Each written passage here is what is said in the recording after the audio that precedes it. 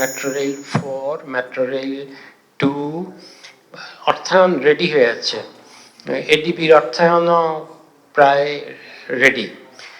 বিশ্বব্যাংক feasibility study করতে চায়। পুরো সবগুলা লাইন একত্রে শুরু করলে সারা ঢাকাতে যেই কাটাছেঁড়া করতে হবে, আন্ডারগ্রাউন্ডের সব ইউটিলিটি বদলাতে হয়, তারপরে উপরে সব আটকাতে হয়, যানবাহনের এখান থেকে ওখান থেকে এটা করতে হয়। এক মেট্রো রেল করার সময় তো দেখা গেছে।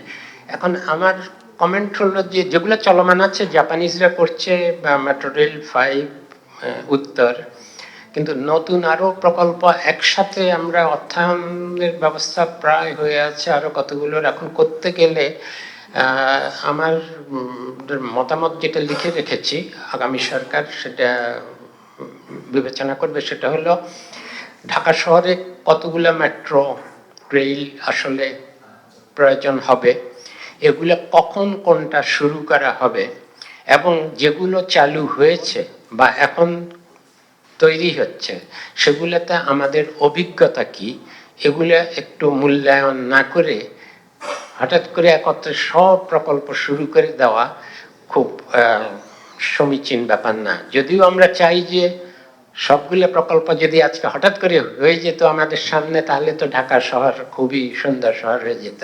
আমরা স্থানীয় সরকারকে যত প্রকল্প দিয়েছি রাস্তাঘাট তৈরি করার জন্য, এটা আমরা ইচ্ছা করে দিয়েছিলাম, কারণ স্থানীয়ভাবে যাতে দারিদ্র লাঘব হয়, এবং অনেক রাস্তাঘাট এগুলার পুল স্থানীয়ভাবে ওগুলার খুব দুরবস্থা ছিল।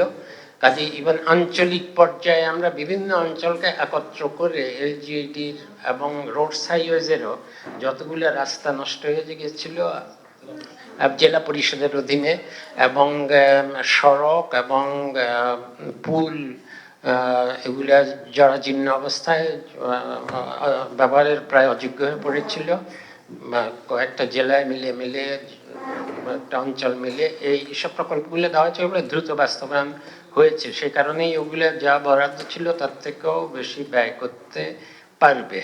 রাজনৈতিক সরকারের আমলে যেমন অসংখ্য প্রকল্পের ভিড় থাকে, আমাদের সময় প্রকল্প বরং আমাদের চেয়ে চেয়ে আনতে হয়, প্রকল্পের ঘাটতি দেখা দিয়েছে। সেই ক্ষেত্রে আমরা প্রকল্পগুলো অধিকাংশ যেগুলো একদমই গ্রহণযোগ্য না সেগুলো বাদ দিয়ে বাকি প্রকল্পগুলো সব গ্রহণ করার পরও কিছু থোক বরাদ্দ রয়ে গেছে। উন্নয়ন বাজেটের আকার মূল বাজেটের তুলনায় 15% কমানো হলো।